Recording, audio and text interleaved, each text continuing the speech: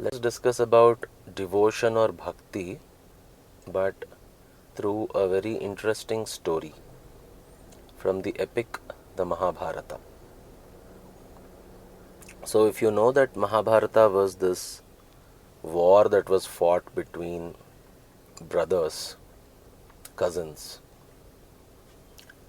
and there were Pandavas who were representing dharma or righteousness, and the Kauravas who were representing adharma, unrighteousness.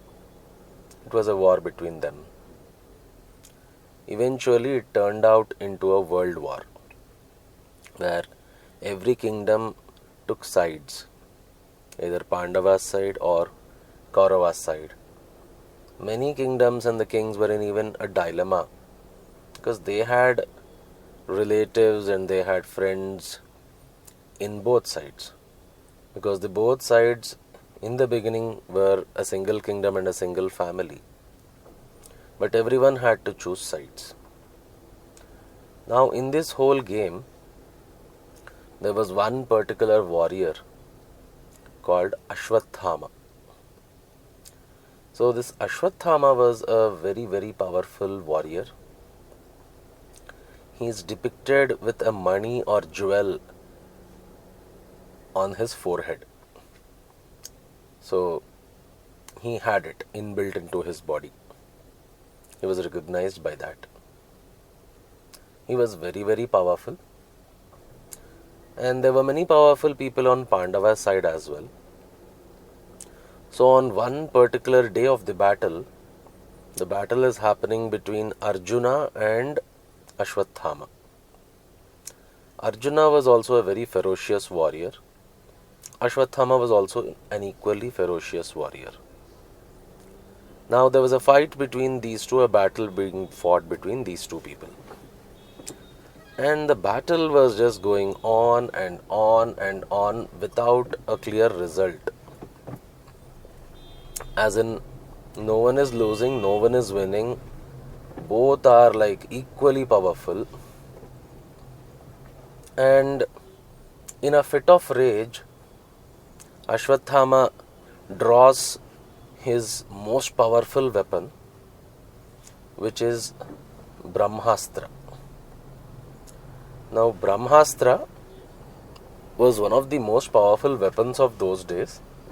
In fact, in the whole of Mahabharata war, it was only used twice, but fortunately, both times it was prevented before it could do damage. So probably we can understand Brahmastra as the most weapon systems that exist today. Could be the most powerful nuclear bomb in the world today. Brahmastra was equivalent to that. So it will not only destroy the target, but will cause a big collateral damage. Many people would die. Many things would be wiped off. It was that potent. Few people in the whole of this war had possession of this weapon, Brahmastra, but rarely it was used because they knew the repercussions of using it. It was not just the damage that will be caused. In fact, it will inflict damage even to your own party. Not just the enemy will die, but some of yours will die. It was that powerful.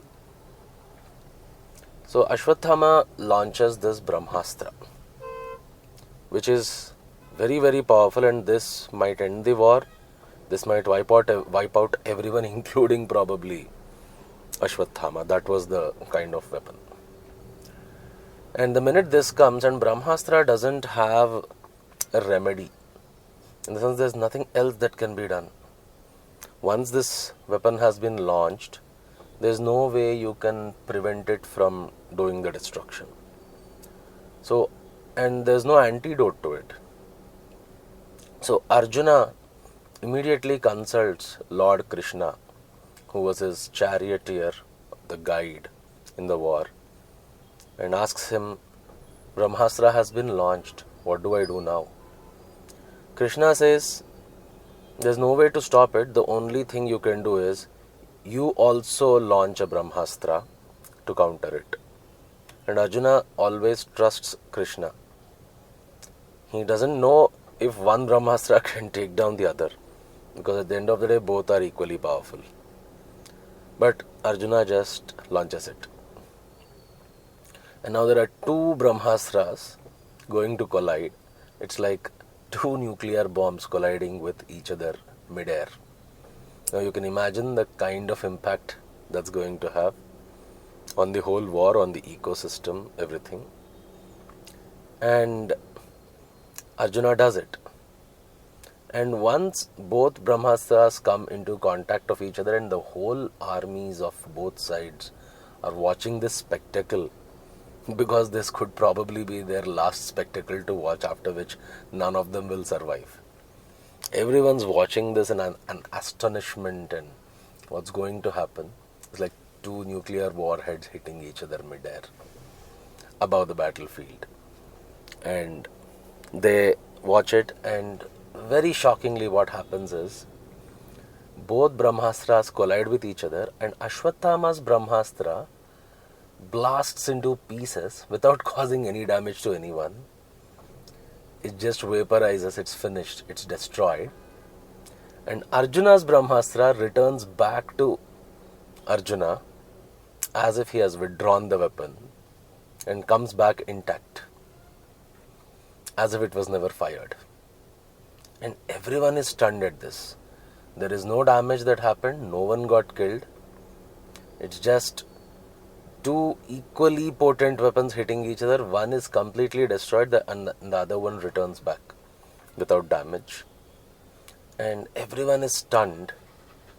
And of course the person who is most disappointed now is Ashwatthama. I am an equally powerful warrior as Arjuna. But why did my weapon get destroyed? And it's the same weapon. Both of us exactly fired the same weapon. It's not like there was any skill level difference. We exactly fired the way it has to be fired. The timing, everything was perfect. It's not like there was a fault from my side that my weapon could not survive. How come the exact same potency weapon, the exact same weapon, how did his weapon survive and mine get destroyed? For him it was a lose. For him it was a failure. And he's very dejected about it. He feels suddenly now, no, this everything is rigged. There's some magic happening, it's all rigged. Some forces are just preventing me from winning it, that's it. This is cheating. And the first blame goes to Lord Krishna. Lord Krishna knows everything, and he is on Arjuna's side. And probably that's the reason why this has happened. There's some magic happening. And he's very restless. He retires for the day. Those days the war ethics were very good. Like dot at sunset you stop the war. Until the next day sunrise when the war begins. Everyone eats together. Everyone discusses normally, as if there's no war happening.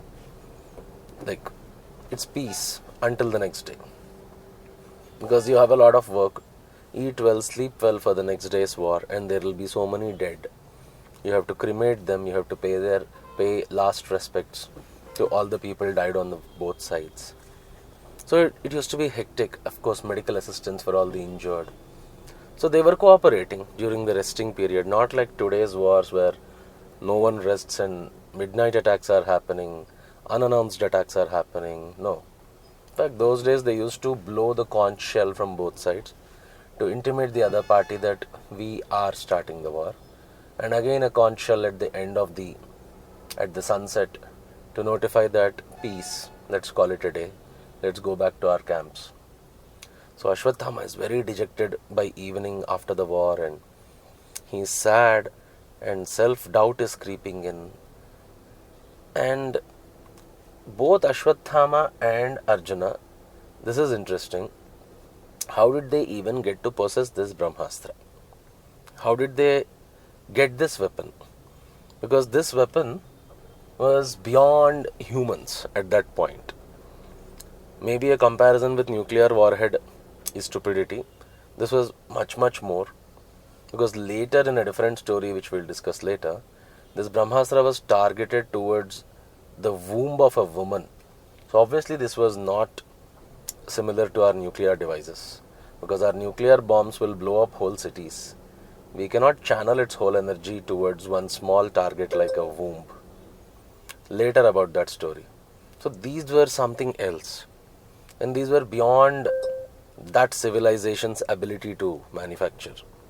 So how did they even get to access this weapon, both of them? Both of them apparently did the same thing to get access. And in fact, much before the war itself, Krishna somehow knew that we would need a Brahmastra at some point in the war. So he in fact tells Arjuna that go into a forest, be alone, and just pray to Lord Shiva. Do tapas, do a meditation, do penance to Lord Shiva. No food, no water, nothing, just penance. Give up your ego, give up your sense of I-ness, and just do a penance. And Arjuna does the penance, and he is awarded this Brahmastra. That is how Arjuna gets it. Ashwatthama also does the same, because Ashwatthama's father was a military commander from the Kaurava side called Dronacharya. He was extremely powerful and he knew all the war tactics. He obviously wanted his son to be very powerful in the war, and he knew that he needs a Brahmastra in the war. There were many other warriors, but most of them did not have Brahmastra. That's because to even attain this, there's a very large amount of penance or tapas or meditation that has to be done on Lord Shiva. So both of them do this. Both of them are being given by Shiva only. Lord Shiva only gave both of them the Brahmastra because of their penance. Now the point is, Ashwatthama is now confused that Lord Shiva is that one God, the controller of the universe, the destroyer of the universe, the ultimate truth. And it is the same Lord Shiva who gave both of us this Brahmastra. Then how is it that mine did not work and his worked over mine? He is baffled, and he is even blaming that ultimate truth, Lord Shiva, that Shiva is cunning. Like, he probably gave me a second grade weapon system and gave Arjuna the best weapon system. And what else is the reason it could fail? Because I have Shiva's energy backing the weapon. He also has the same energy backing the weapon. Then how can mine fail? So out of this confusion, he goes to Bheeshma, who was the most elderly person in the whole war, who was very old and very wise, who was the ancestor basically of both Pandavas and Kauravas. So he goes to him and asks him that what is this? This is very unfair. And Bheeshma says that no, it's not unfair. Like, why? He's like, yes, both of you got Brahmastra and both of you got it from Lord Shiva, but yours is inferior. And he's baffled. He's like, what is this? That's when Bheeshma says that, the key difference is how you did that penance, how you have worshipped Lord Shiva. So he goes on to say that you worshipped, that is Ashwatthama worshipped Lord Shiva in the form of the Shiva with a human form. The typical Shiva with a human form, we visualize him as a person with snakes in his jata or the hair, snakes wrapped around his neck and arms and waist, who is almost naked except for a piece of elephant skin, who is smeared with ashes and has a radiant third eye, with a trident or a trishula in one hand and dhamaru or the drum to wake you up from your ignorance, a dhamaru on one hand, and as a pasha, a rope in one hand to pull out your soul out of your body at death, and a staff on one hand representing power. That physical human form of Shiva was what was worshipped by Ashwatthama. He says Arjuna also worshipped the same Lord Shiva, but the difference is he never worshipped Shiva as a human. He never visualized Shiva as a human form. Rather, he worshipped Shiva in the form of Shiva Linga, which is formless, which is typically worshipped as a round black stone without ending and without beginning. Again, you might say that stone or rock is a physical form, but it is symbolic of the formless. It neither has a nose, nor eyes, nor hands, nor legs. It doesn't look like anything. It is a representation of this formless reality, qualityless reality. So he says that is the reason why Arjuna's weapon is more powerful. Even though both of you have worshipped Shiva, one of you have worshipped with a form and one without the form. And the worship without the form has a higher credit than worship with form. And he is surprised. Ashwatthama is surprised to hear this logic. He's like, what's the difference? He's like, there is a lot of difference. One is called Nirguna Bhakti and other is called Saguna Bhakti. Saguna. Sa means with, Guna means qualities. Bhakti is devotion. Devotion with qualities. Nirguna Bhakti. Nihi means no. Guna is again qualities. Bhakti is devotion. Devotion without qualities. And he says devotion without qualities is superior to devotion with qualities. And Ashwatthama is like, why is that so? He is like, you are still attached to this material framework, this material existence. You still see the ultimate truth as a human form. Your limitation of thought ends there. It is very funny if I draw an analogy to Hollywood movies where they talk about aliens and most of the aliens look like humans. They have a face, they have two hands, they have two legs. Maybe they look grey or green with large eyes without a nose. But still they are like humans. And if you see most of the Hollywood movies, these aliens think also like humans. They also have hatred, they also have love. Can't you imagine anything beyond this? Why does every alien form have to resemble you and think like you? Your thinking is limited. You are not even able to imagine, visualize anything beyond this. You do not understand. Same way, Ashwatthama, even though you're looking at that formless God, the ultimate truth, you still want to put it into a human form to understand it because of your thinking limitation. Whereas Arjuna went beyond that limitation, that God need not be like a human being. We don't know what is God. Maybe God is formless, Nirguna, qualityless. So he worshipped God without a form and without qualities as a rock shaped as a spear, a black spear which doesn't have ending, which doesn't have beginning, which doesn't have a smell, which doesn't have any qualities. So he has risen beyond this material existence and probably closer to that formless truth.